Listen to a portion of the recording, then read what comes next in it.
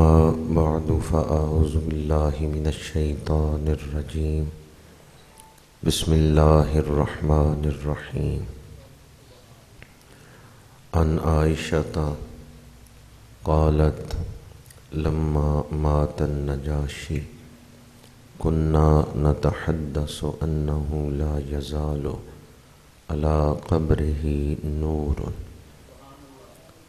اللهم أرنا الحق حقا وارزقنا اتباعه وأرنا الباطل باطلا وارزقنا اجتنابه إن الله وملائكته يصلون على النبي يا أيها الذين آمنوا صلوا عليه وسلموا تسليما الصلاة والسلام عليك يا رسول الله وعلى آلك وأصحابك يا حبيب الله الصلاة والسلام عليك يا رسول الله وعلى آلك وأصحابك يا حبيب الله پانی اتنی جلدی آگ نہیں بجھاتا جتنی جلدی درود شریف گناہوں کو مٹا دیتا ہے الصلاة والسلام علیک یا رسول اللہ وعلى آلك وأصحابك یا حبیب اللہ درود شریف نظام رحمت ہے جب کوئی درود شریف شروع کرتا ہے تو رحمت کے نظام کے ساتھ جڑ جاتا ہے جتنی دیر کوئی شخص درود پاک پڑھتا رہتا ہے دائیں کاندھے کا فرشتہ نیکیاں لکھتا رہتا ہے بائیں کاندھے کا فرشتہ پچھلے گناہ مٹاتا جاتا ہے الصلاۃ والسلام علیک یا رسول اللہ جزاک اللہ الصلاۃ والسلام علیک یا رسول اللہ وعلی آلک واصحابک یا حبیب اللہ تمام تعریفیں اس ذات کے لیے جس کے سوا کوئی عبادت کے لائق نہیں ہے جس کا کوئی شریک نہیں ہے وہ واجب الوجود ہے اور باقی ہر شے ممکن الوجود ہے وہ خالق ہے اور باقی ہر شے اس کی مخلوق ہے وہ الہ ہے اور باقی ہر شے عبد ہے جو اللہ کی حمد کرتا ہے قیامت کے دن اسے لواء الحمد کا سایہ نصیب ہوگا اللہ تعالیٰ نے ہمیں بے شمار نعمتیں عطا فرمائیں ان میں سب سے بڑی نعمت وجود مصطفیٰ ہے بے شمار درود و سلام اس ہستی پاک پہ جو ہمارے درود کے محتاج نہیں ہیں اللہ ان پہ درود بھیج رہا ہے اللہ کے فرشتے درود بھیج رہے ہیں جو حضور پہ درود بھیجتا ہے اللہ اس کے لیے جنت کے راستے روشن فرما دیتا ہے درود شریف میں بیماریوں کے لیے شفا ہے درود شریف میں مشکلات کا حل ہے درود شریف دل اور ذہن کا نور ہے درود شریف سینوں کو کھول دیتا ہے درود پاک دو جہانوں کی کامیابی کی کنجی ہے اللہ تعالی ہمیں کثرت سے درود پاک پڑھنے کی توفیق عطا فرمائے حمد و صلوات کے بعد آپ کی آل پر آپ کے اصحاب پر آپ کی امت کے اولیاء پر اللہ بے شمار رحمتوں کا نزول فرمائے دنیا میں ہمیں ان کے نقش قدم پر چلنے کی توفیق عطا فرمائے اور آخرت میں ان صالحین کی معیت عطا فرمائے ربیع ثانی شریف کا ماہ مبارک ہے اور اس مہینے میں حضور غوث اعظم رضی اللہ تعالی عنہ کا عرس پاک منعقد ہوتا ہے خطبہ کے دوران میں نے مشکوٰۃ شریف کی ایک حدیث مبارکہ تلاوت کرنے کا شرف حاصل کیا ہے یہ حدیث باب الکرامات میں ہے آج چند گھڑیاں آپ کے سامنے مشکوٰۃ شریف کی 3 حدیثیں بیان کروں گا آج سے 1400 سال پہلے اللہ کے نبی نے اپنے غلاموں کو جو ارشادات فرمائے، محدثین نے حدیث کی کتابوں میں انہیں جمع فرمایا ہے۔ آپ لوگ جتنی توجہ اللہ اور اس کے رسول کے کلام کی طرف دیں گے، اللہ کی رحمت اتنی ہی زیادہ آپ کی طرف متوجہ ہوگی۔ تو آج چند گھڑیاں مشکات شریف سے 3 حدیثیں آپ کے سامنے بیان کر رہا ہوں۔ ان میں سے 2 حدیثیں تو متفق علیہ ہیں، یعنی بخاری شریف اور مسلم شریف میں موجود ہیں، اور ایک حدیث پاک ابو داؤد شریف میں موجود ہے۔ یعنی یہ جو 3 حدیثیں میں بیان کر رہا ہوں، یہ تینوں ستہ کی احادیث ہیں۔ محدثین نے حدیث کی کتابوں میں باب الکرامات قائم کر کے عقیدے کو واضح کر دیا ہے کہ اللہ والوں کی کرامات، ان کو ماننا یہ کوئی نیا عقیدہ نہیں ہے، بلکہ قرآن اور حدیث سے ثابت ہے۔ اللہ تعالیٰ اپنے بندوں کو شان عطا فرماتا ہے، ولیوں کو کرامات عطا فرماتا ہے۔ اللہ والے شان رکھتے ہیں، فضائل رکھتے ہیں۔ یہ کوئی نیا عقیدہ نہیں ہے، بلکہ کرامات کا ذکر قرآن میں بھی ہے، کرامات کا ذکر احادیث میں بھی ہے۔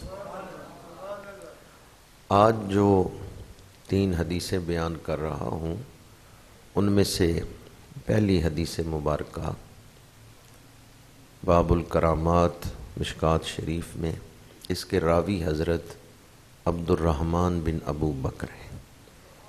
یہ حضرت عبد الرحمن بن ابو بکر سیدنا صدیق اکبر رضی اللہ تعالی عنہ کے بیٹے ہیں، اور ام المومنین حضرت عائشہ صدیقہ رضی اللہ تعالی عنہ کے سگے بھائی ہیں۔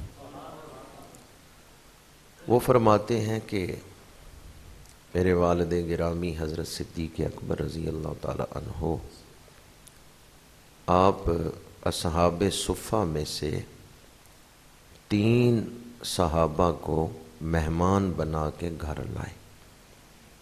آپ جانتے ہیں مسجد نبوی میں ایک چبوترا ہے جسے صفہ کہتے ہیں۔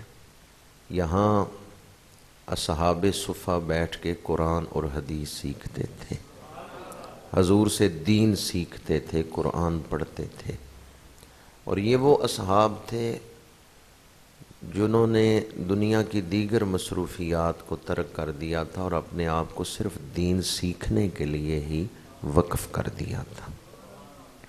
حضرت ابو ہریرہ رضی اللہ تعالی عنہ فرماتے ہیں، میں نے 70 اصحاب صفہ دیکھے جو ایک ہی چادر جسم پہ لپیٹے ہوئے تھے، یعنی ان کے پاس 2 چادریں نہیں تھیں جسم لپیٹنے کے لیے، ایک چادر میں ہی صحابی نے اپنا بدن ڈھانپا ہوا ہے۔ آج ہمارے پاس تو کپڑوں کا حساب نہیں ہے اور روزانہ ہم نیا لباس بدل لیتے ہیں۔ ایسے اہل اللہ بھی گزرے ہیں، ایک چادر میں ہی پورا بدن چھپایا ہوا ہے۔ قیامت کے دن ان کے درجے کتنے بلند ہوں گے، جنہوں نے اس حال میں دین سیکھا بھی ہے، آگے دین پہنچایا بھی ہے، جنہوں نے مشکل وقت میں بھی استقامت کا اظہار کیا ہے۔ تو ان کا چونکہ کوئی مستقل ذریعہ معاش تو نہیں تھا، ان اصحاب کا جو اصحاب صفہ ہے، تو دیگر اہل مدینہ انہیں اپنے گھر مہمان بنا لیتے، کھانا پیش کر دیتے۔ مشکات شریف کی حدیث مبارکہ میں ہے کہ 3 اصحاب صفہ حضرت صدیق اکبر کے گھر مہمان ہوئے ہیں۔ حضرت صدیق اکبر نے انہیں فرمایا کہ تم تینوں کا کھانا میرے گھر میں ہوگا شام کے وقت۔ وہ 3 مہمان حضرت صدیق اکبر کے گھر ہیں، اور حضرت صدیق اکبر مسجد نبوی میں پہنچ گئے ہیں۔ آپ کا ایک مقام سخ پہ تھا جو مدینہ منورہ سے باہر تھا۔ مغرب کی نماز حضور کے پیچھے ادا کی ہے اور عشاء تک حضرت صدیق اکبر حضور کی بارگاہ میں ہی حاضر رہے ہیں، پھر عشاء بھی حضور کے ساتھ ادا کی ہے اور حضور نے کھانا کھلایا ہے حضرت صدیق اکبر کو۔ کاشانہ نبوی میں حضرت صدیق اکبر نے عشاء کا کھانا کھایا۔ مختلف امور پہ گفتگو ہوتی رہی ہے اور پھر حضرت صدیق اکبر اجازت لے کے گھر آئے ہیں۔ جب گھر پہنچے تو آپ کی بیوی ام رومان، یہ ام المومنین حضرت عائشہ صدیقہ رضی اللہ تعالی عنہا کی والدہ ہیں، ام رومان، وہ کہتی ہیں کہ گھر مہمان آئے ہیں اور آپ اتنی دیر گھر میں ہی موجود نہیں تھے، آپ نے اتنی دیر کیوں لگائی ہے؟ تو میاں بیوی میں ایسی باتیں ہو جاتی ہیں۔ حضرت صدیق اکبر رضی اللہ تعالی عنہ نے فرمایا، کیا ابھی تک تم نے مہمانوں کو کھانا نہیں کھلایا؟ کیونکہ عشاء ہو چکی تھی، عشاء کے بعد کچھ وقت گزر چکا تھا۔ تو ام رومان رضی اللہ تعالیٰ عنہ عرض کرتی ہیں کہ میں نے کھانا پیش کیا، لیکن ان مہمانوں نے کہا کہ جب تک صدیق اکبر نہیں آئیں گے ہم بھی کھانا نہیں کھائیں گے۔ تو میزبان کو دسترخوان پہ اپنے ساتھ بٹھا کے کھانا کھانا یہ صحابہ کی سنت ہے۔ گھر والے کا انتظار کرنا کہ وہ بھی آ جائے پھر ہم کھانا کھائیں گے، یہ صحابہ کی سنت۔ یہ فرض واجب نہیں ہے کہ ضرور ایسا کریں، لیکن یہ صحابہ کا ایک پسندیدہ طریقہ ہے، اس میں محبت کا اظہار ہے۔ تو ام رومان کہتی ہیں میں نے تو کھانا پیش کیا، لیکن ان مہمانوں نے کہا ہم نہیں کھائیں گے جب تک میزبان ساتھ نہ بیٹھے۔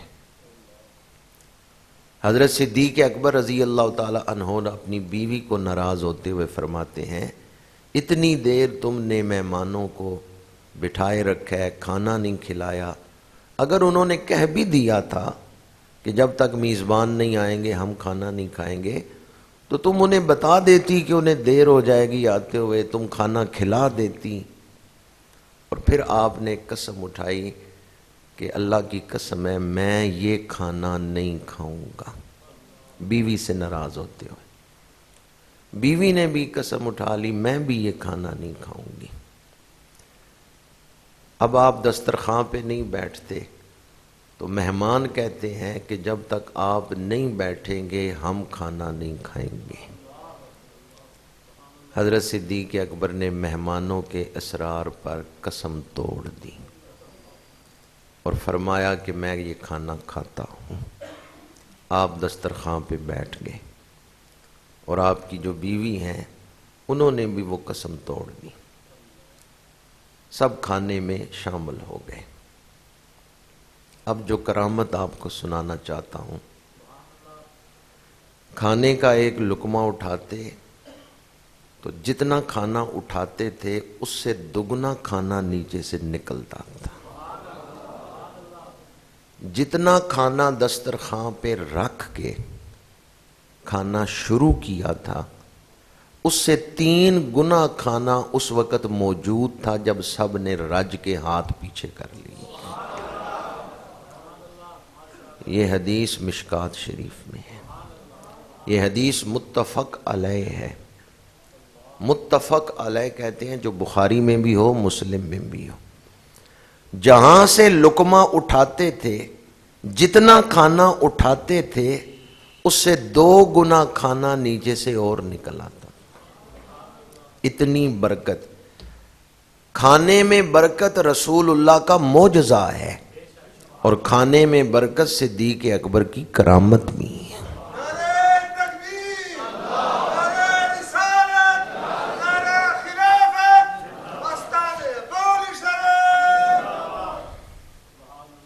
خان صاحب طویل سفر کر کے آئے ہیں، ان کے لہجے سے آپ کو پتہ چل رہا ہوگا۔ تو میں عرض یہ کر رہا ہوں کہ کھانے میں برکت حضور کی دعا سے بھی ہوئی ہے، یہ حضور کا معجزہ ہے، اور کھانے میں برکت سیدنا صدیق اکبر کی کرامت بھی ہے۔ اور پھر اس کھانے میں سے جو برکت سے ظاہر ہوا ہے، کچھ کھانا حضور کی خدمت میں پیش کیا گیا اور عرض کیا گیا یا رسول اللہ صلی اللہ علیہ وسلم، ہمارے ساتھ یہ واقعہ پیش آیا ہے کہ ہم دسترخوان سے جو لقمہ اٹھاتے تھے، جتنا سالن یا جتنا کھانا اٹھاتے تھے، اس سے زیادہ کھانا ابھرتا تھا، ظاہر ہوتا تھا۔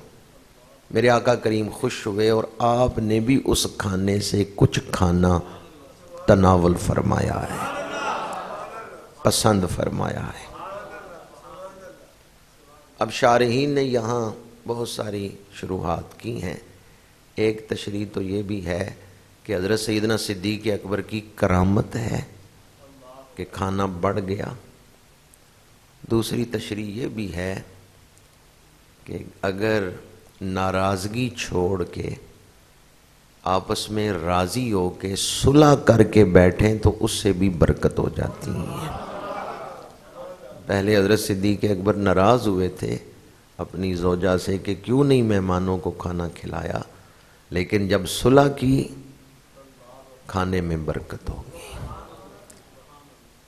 تو جہاں میں نے آپ کی خدمت میں یہ ایک حسن اخلاق کا پہلو بیان کیا ہے کہ آپ کہیں مہمان بنیں تو میزبان کو بھی ساتھ بٹھا لیں، یہ صحابہ کی سنت ہے، میزبان کو بھی کھانے میں شامل کر لیں۔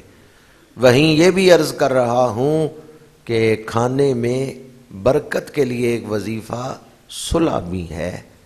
گھر میں کوئی ناراض ہو، صلح کر کے دسترخوان پہ بیٹھیں، اکٹھے بیٹھ کے کھانا کھائیں، محبت سے برکت ہوتی ہے، باہمی محبت سے اللہ کی رحمت حاصل ہوتی ہے، برکات حاصل ہوتی ہے۔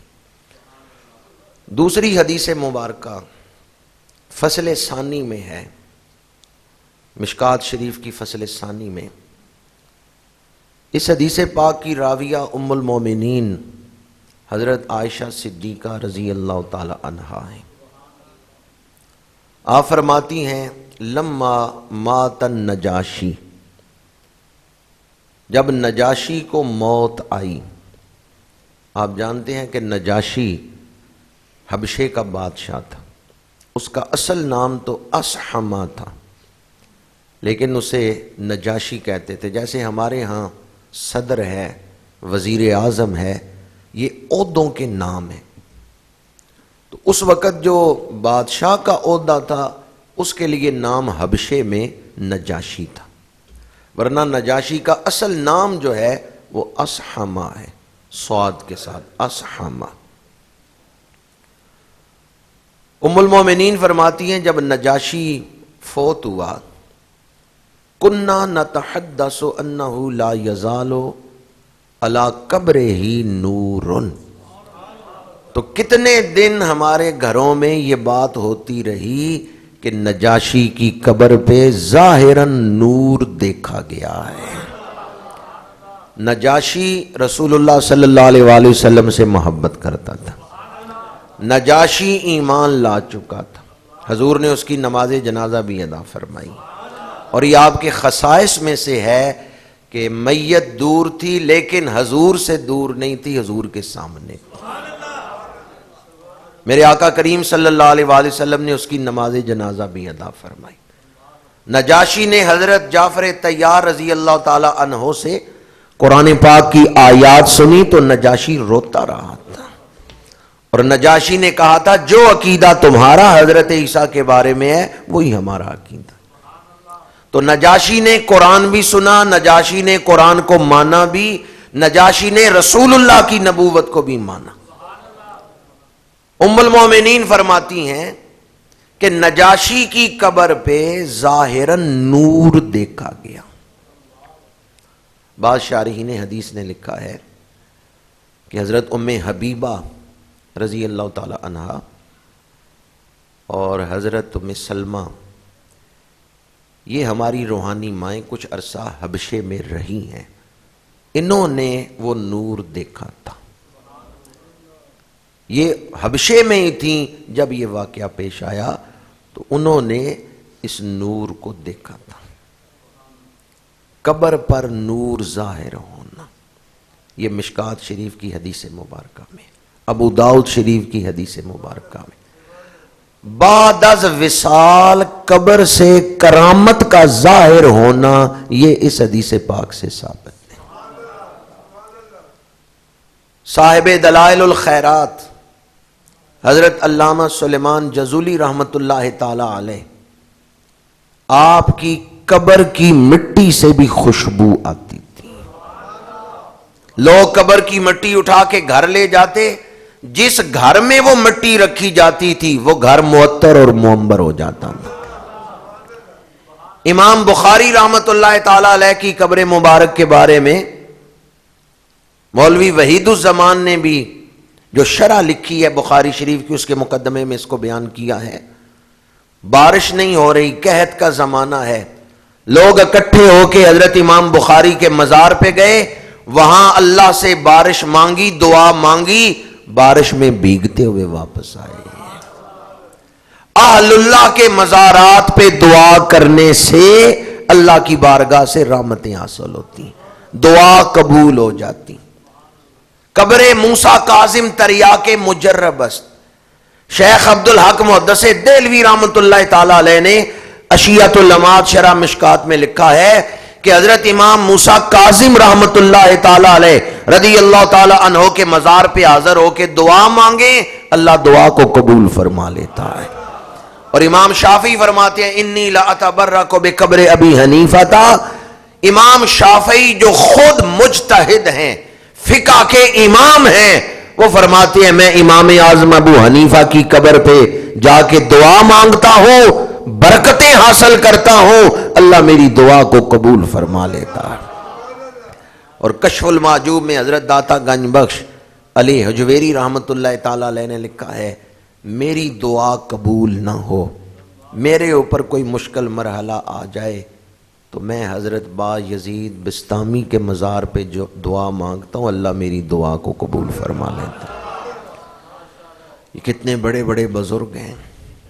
امام شافعی، حضرت داتا گنج بخش علی حجویری رحمت اللہ تعالی علیہ، یہ مزارات پہ جا کے دعائیں مانگ رہے ہیں، دعا رب سے ہی مانگ رہے ہیں، لیکن اس جگہ کی برکت سے، اہل اللہ کے قرب سے اللہ دعا کو قبول فرما لیتا ہے.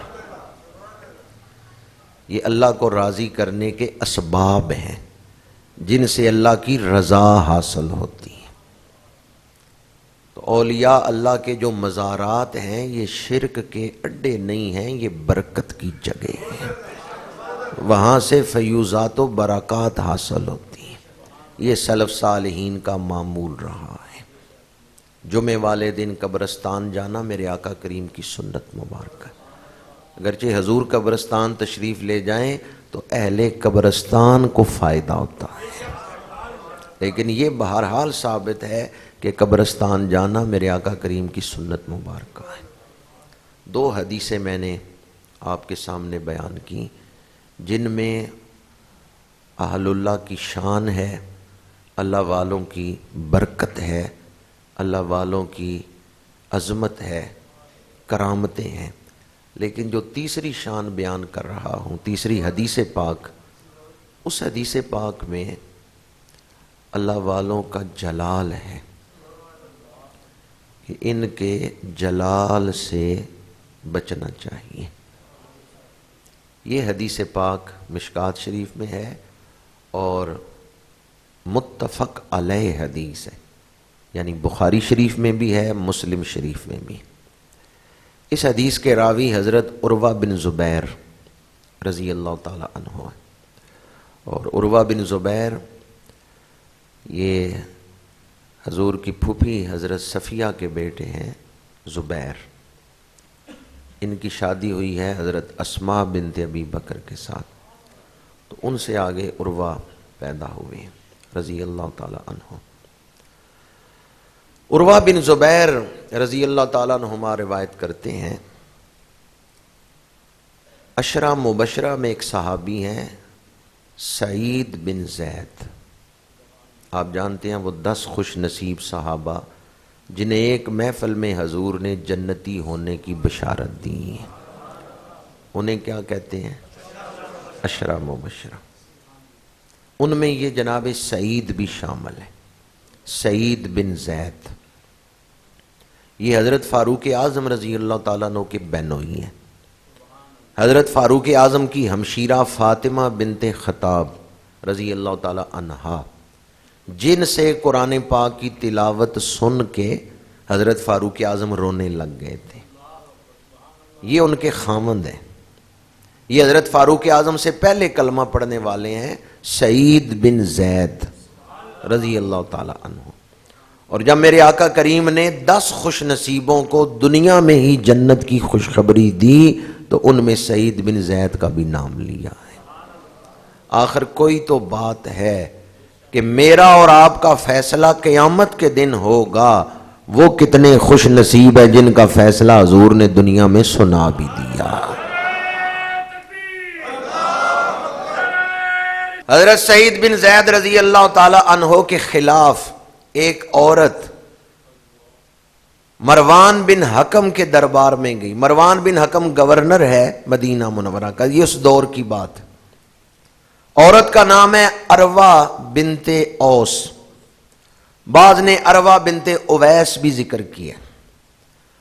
اس نے مقدمہ قائم کیا حضرت سعید بن زید کے خلاف اور کہنے لگی میری زمین پر انہوں نے ناجائز قبضہ کیا ہوا ہے، مجھے ان سے زمین لے کے دیں، میری زمین پر، زمین میری ہے، انہوں نے ناجائز قبضہ کیا ہوا ہے۔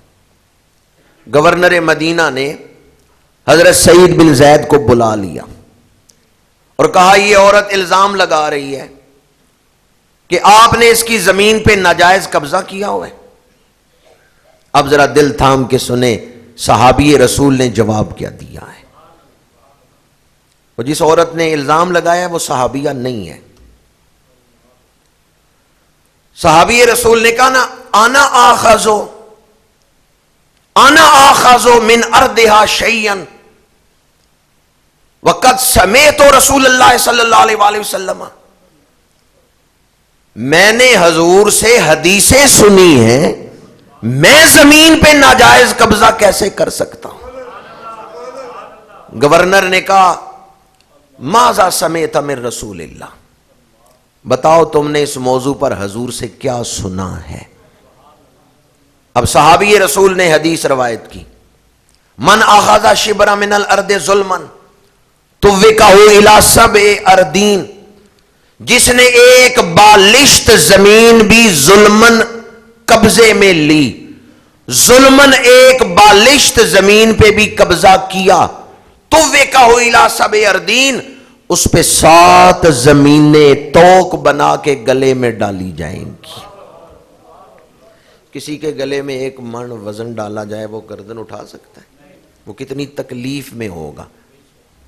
1 من وزن پتھر ہو 1 من کا، وہ اس کی ہنسلی کی ہڈی سے باندھا جائے، وہ لٹک رہا ہو، 1 من وزن اٹھا کے چلنا کتنا مشکل ہے، تو 7 زمینوں کا وزن۔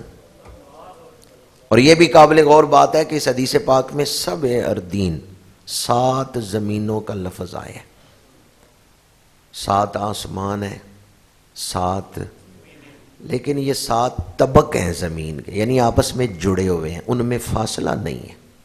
جیسے آسمانوں میں تو فاصلہ ہے نا، کہ ایک آسمان سے دوسرے آسمان کے درمیان فاصلہ ہے، لیکن جب 7 زمینوں کا لفظ بولا جائے تو اس سے مراد طے بت ہے، یعنی وہ 7 طبق آپس میں ملے ہوئے ہیں، وہاں زمینوں کے درمیان خلا نہیں۔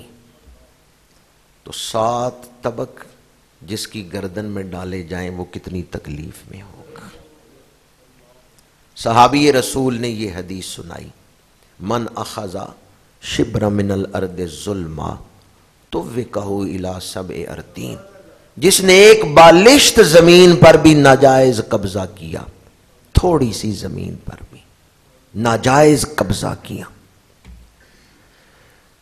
7 زمینیں توق بنا کے اس کے گلے میں ڈالی جائیں، یعنی وہ شدید عذاب میں ہوگا۔ جو ہی گورنر نے حضرت سعید بن زید سے یہ حدیث سنی، ان کا چہرہ دیکھا ان کی کیفیت دیکھی، گورنر نے کہا میں اس کے بعد آپ سے کوئی دلیل نہیں مانگوں گا کہ آپ سچے ہیں،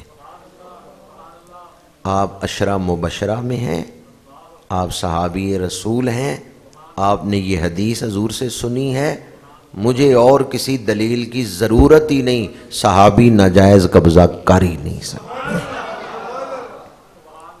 لا اسالک بعد ھذا بینہ، اس کے بعد میں آپ سے کوئی دلیل نہیں مانگوں گا، آپ سچے ہیں۔ فیصلہ کس کے حق میں ہو گیا؟ صحابی کے حق میں۔ اب ذرا صحابی کی وسعت قلبی دیکھیں۔ انہوں نے کہا اس عورت نے میرے اوپر الزام لگایا ہے کہ اس زمین پہ میں نے قبضہ کیا ہے، تو میں یہ زمین نہیں لوں گا۔ اس نے آپ سے زمین مانگی ہے کہ یہ زمین اسے ملے، تو گورنر یہ زمین دے دو اس کو، میں یہ زمین نہیں لوں گا، یہ زمین اس کو دے دو۔ اب وہ دعائے جلال، حضرت سعید بن زید نے دعا مانگی،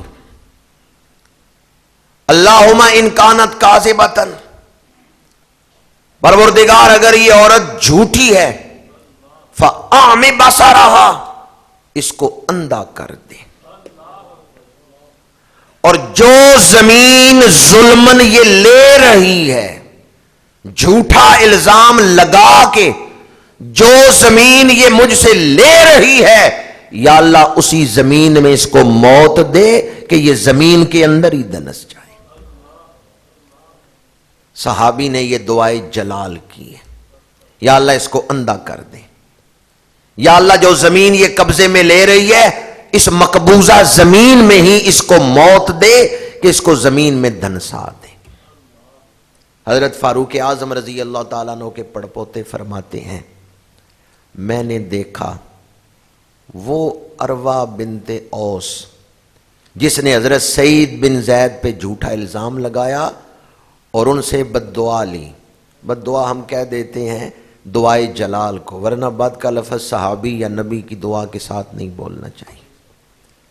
دعائے جلال، حضرت فاروق اعظم کے پڑپوتے کہتے ہیں، یہ مسلم شریف کی روایت میں ہے کہ میں نے دیکھا وہ عروہ بنت اوس دیواروں کو ٹٹول کے چل رہی ہے، دیواروں کو ہاتھ لگا کے ٹٹولتے ہوئے چل رہی ہے۔ میں نے کہا عروہ تجھے کیا ہوا؟ اس نے کہا مجھے سعید بن زید کی بد دعا لگ گئی ہے، مجھے ان کی دعائے جلال لگ گئی ہے۔ انہوں نے کہا تھا یا اللہ اس کو اندھا کر دے، میں اندھی ہو گئی ہوں۔ اور پھر یہی عروہ بنت اوس جو زمین اس نے ظلمن لی تھی اس میں ایک کنواں تھا، اندھی ہو چکی تھی، چلتی جا رہی تھی، کنویں میں گر گئی، وہاں ہی مر گئی۔ اور شارحین حدیث نے لکھا ہے کہ اس کو کنویں سے نکالا نہیں گیا، جو کفن دفن ہے وہ نہیں کیا گیا، پھر وہاں ہی مٹی ڈال دی گئی، وہ دھنس گئی اسی۔ صحابی نے جو کہا ہو گیا، یعنی جو کرتا ہے اللہ ہی کرتا ہے، پر کوئی اللہ والا ہاتھ اٹھا دے اللہ خالی نہیں لوٹا۔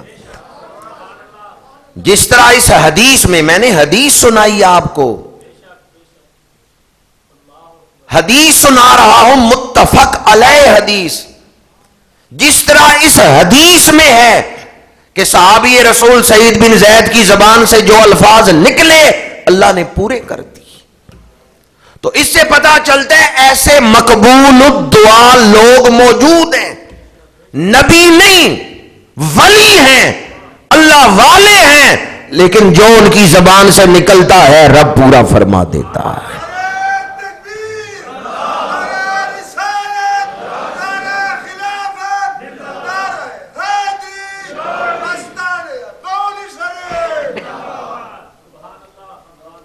اللہ والوں کی دعائے جلال یہ حدیث پاک سے ثابت ہے۔ حضرت سعید بن زید کی زبان سے جو الفاظ نکلے ہو بہو پورے ہو گئے۔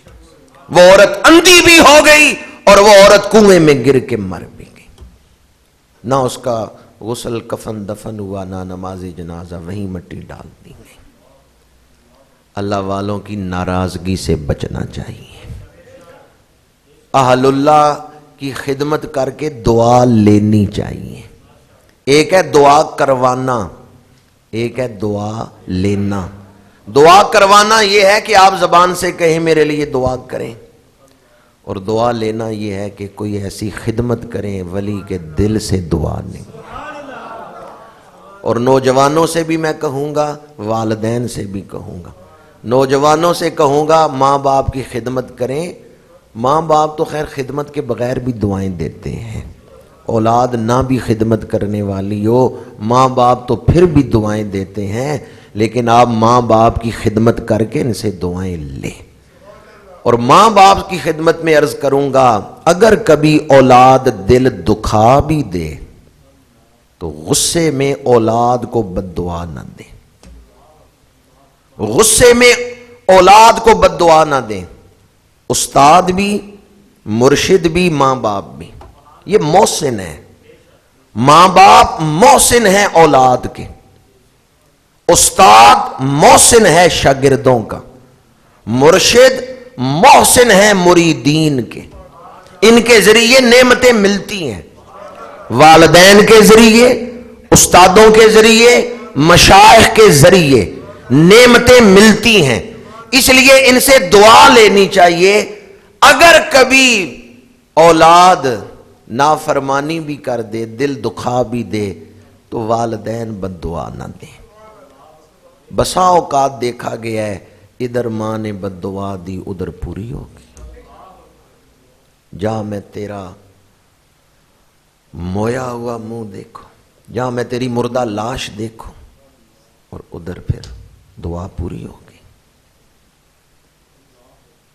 تو اس لیے والدین کو چاہیے اگر کبھی ناراض بھی ہوں، غصے میں بھی ہوں،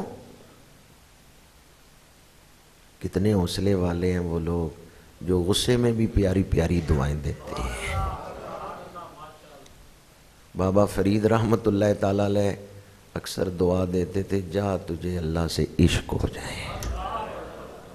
کیسی پیاری دعا ہے، جا تجھے اللہ سے عشق ہو جائے۔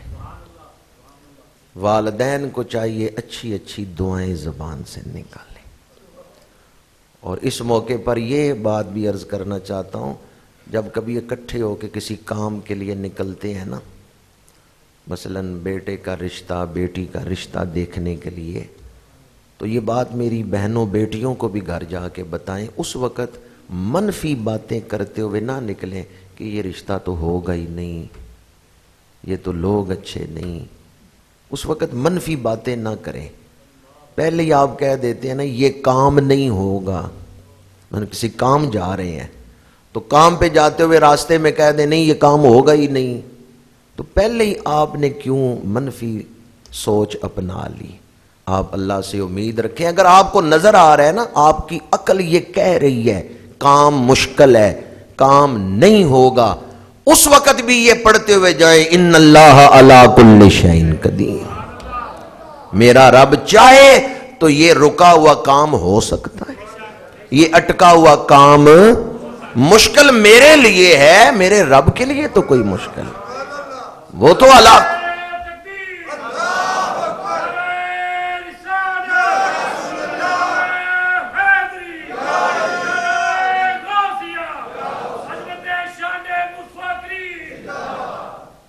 دوبارہ عرض کر رہا ہوں، آپ لوگ یہ سمجھتے ہوں گے کہ میرے منہ سے لفظ نکلے ہوئے لفظوں کی کیا حیثیت ہے، آپ اولاد کو بد دعا دے دیتے ہیں؟ نہیں، اولاد اگر کبھی دل دکھا بھی دے،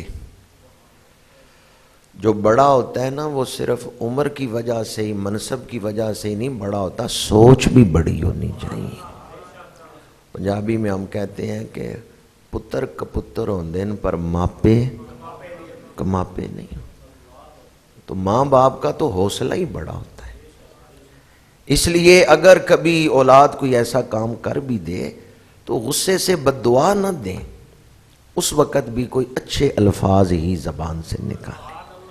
اور اسی طرح جب کبھی آپ کسی کام کے لیے نکل رہے ہوں تو اس وقت منفی تبصرے کرتے ہوئے نہ جائیں کہ یہ کام نہیں ہوگا، یہ کام مشکل ہے، آپ ویسے ہی وقت ضائع کر رہے ہیں. نہیں، اگر آپ کو نظر بھی آ رہا ہے کہ کام مشکل ہے، پھر بھی اللہ کی قدرت کا ذکر کریں کہ میرا رب چاہے تو یہ کام ہو سکتا ہے.